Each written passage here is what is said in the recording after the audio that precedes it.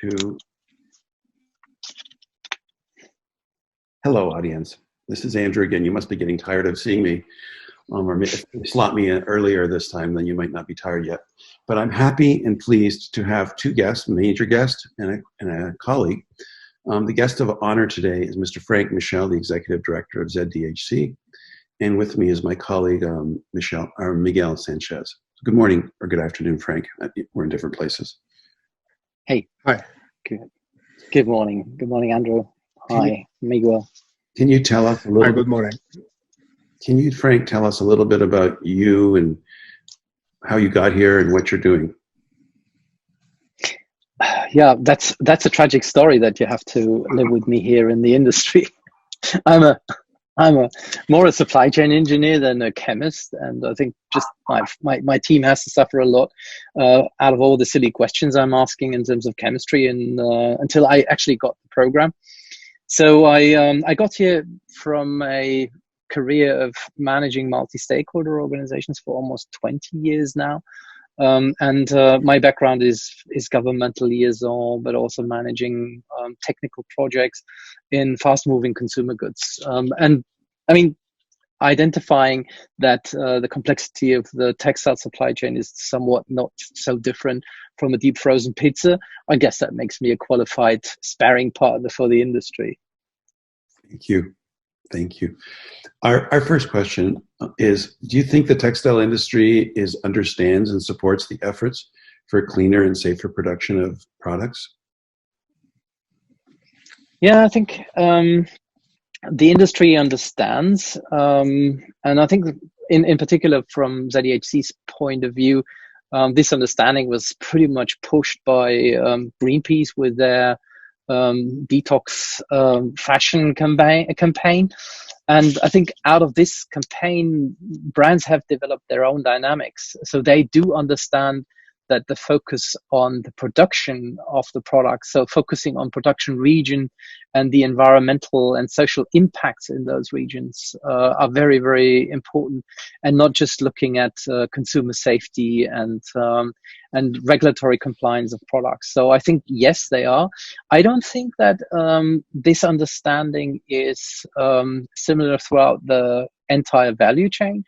And that brings me to the core point is that what we want to achieve is really the implementation for purpose. So it's not if a stakeholder like an NGO is pushing me as a brand that I embrace the topic, or if I'm on the factory perspective that my customers requesting this implementation. I really have to understand that what I'm doing is part of a bigger better initiative, and that is what I mean when I'm saying implementing a program for purpose is something that somewhat is not fully embraced right now. Okay. Right. Thank you. Let me ask you about the ZDHC. What do you think is the biggest achievement you have accomplished so far?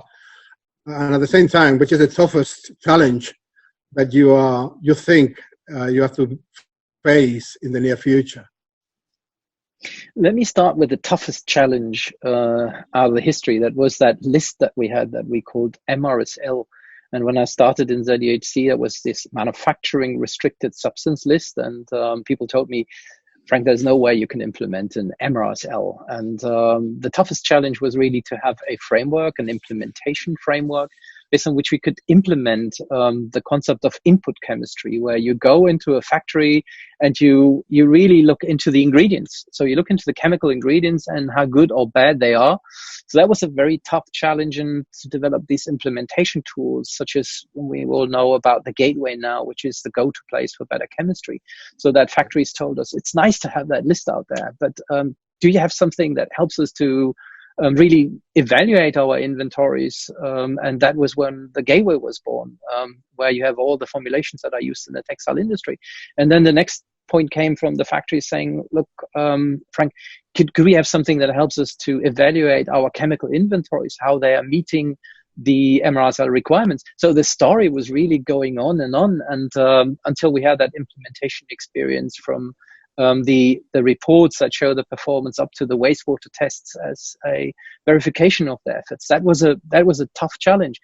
And the biggest achievement that brings me to the biggest achievement is really that this story and this development has led to an industry convergence. And I think in 2015 there were quite a few brands that had their own MRI cells. So they felt they can be more ambitious than the industry, and now we're converging to one MRI cell, which is a great win for the industry because it reduces duplicative efforts, it reduces the complexity, and that big retailers now gave up their own programs, and they converge their programs with the ZDHC initiative. That makes us very strong and hopefully puts us in a position that we can become a stronger global movement as we have been at the beginning. Thank you. Because of the pandemic, lots of shops are closed, and cost cutting is now becoming a huge driving force and impacting. We read of retailers behaving different ways towards the vendors, not necessarily good in some cases. Is there a case that the industry under this atmosphere will fall back to cheaper and more hazardous chemistry, or do you think that everything is on the upswing? Yeah, well, not really. I mean, that would require that we already in a very desirable position of using the best chemistry, which is in fact not. So from that perspective, I think COVID-19 is not causing any backlash whatsoever. If we observe communication from governments to loosen emission protection laws, I think that's the wrong signal, and it is somewhat having environmental pollution as a boost for economical or commercial progress might not be the right signal that we are sending out. In terms of our program, I believe this COVID-19 is a very interesting observation that on the ground and the facility engagement, so really the manufacturers, how they're engaging in the program, has been accelerated since the beginning of that crisis. So speaking to our regional directors, and as you might know, we have offices in Shanghai, in Mumbai, as well as in the US, and our headquarters in Amsterdam. So we observed that the engagement of manufacturers in China has been increasing dramatically. I think we have been, the numbers have been up by 30%, 40% for webinars, and people that haven't had access to the internet in their day-to-day work in their factories, now engaging in the program and educating themselves on what it actually takes to implement the program. And I see this as a great chance that the responsible individuals, they take that opportunity to see that this is not necessarily a cost driver to use better chemistry. So in a way, COVID-19 is a threat to the industry, and I feel entirely sorry, and I'm very conscious on the situation of factories in terms of cancelling orders and with their order books throughout the coming month. But I hope that they'll survive and take that opportunity to educate themselves on a better environmental performance for the future. All right, thank you. Well, this is the User Teampeace 24, the online show that we are going to run on the 22nd and 23rd of April. So let me ask you something about denim. You have as contributors many brands and many retailers which are involved in denim, and you have very prominent companies, denim manufacturers. So how do you rate the denim industry, denim fashion, in terms of contribution, support, speed of implementing the ZDHC protocols? Just talking about denim has always been a front runner in environmental performance, and what I mean is it's just some of our contributors that are in the industry, and they have pretty innovative solutions in place. But that also counts into kingpins, as we started having that conversation with you guys, as you have been flagging some requirements for your exhibitors in terms of program implementation. And I think this is a very programmatic or pragmatic approach when we look into a minimum requirement for a exhibitor in a sustainable fare. And I'm really talking about not only for denim, but I'm talking about sustainable sourcing, that you set up the requirements and ask questions that suppliers should be able to answer. So, and then looking into substitutions, what I have been observing at previous Kingpins and Transformer events was a clear focus on sustainability. And chemistry is a very good example where we are not only substituting, we also look into processes and innovations. And that's where the denim community, with all multiple instruments that you have, and in Amsterdam we have Denim City, and we have a couple of nice locations where we can educate ourselves besides the shows. That always shows the denim industry is highly innovative. Yeah, thank you. Thank you. Question. Well, let's go to the current circumstances. So, where are you now? Where are you speaking from? I'm speaking from Cologne, Germany. That's where my family and I'm based. When I'm not in Amsterdam, but I mean, after 5 weeks of lockdown, I can definitely promise you I'll take 3 weeks off and take office when I'm out of here. I think we all will. And how do you see the just as a general observation? How do you see things going? I mean, how do you see the next 6 months? Well, don't ask me about the next 6 months. I think we'll need to look at the next 12 months. What we get throughout the year is, and I'm really comparing this with the financial crisis that I've been experiencing in 2008, where it's all about locking down and securing cash flow. And then it comes into the budgeting process for 2021. I think that's a critical moment when we all need to look at the commitments that we have for 2021 and the new reality that the budgets will be adjusted to. So I think the critical look that I have is really the next 12 months, and that includes the first 6 months of 2021 as well. And how do you see things happening, unfolding? I think it's going to be a challenging time for sustainability, as the focus at the moment is clearly on social. If you look at the devastating situation in production regions, and we must not forget the environmental impacts. And I think the perspective of the program, we'll be rolling out some really exciting things.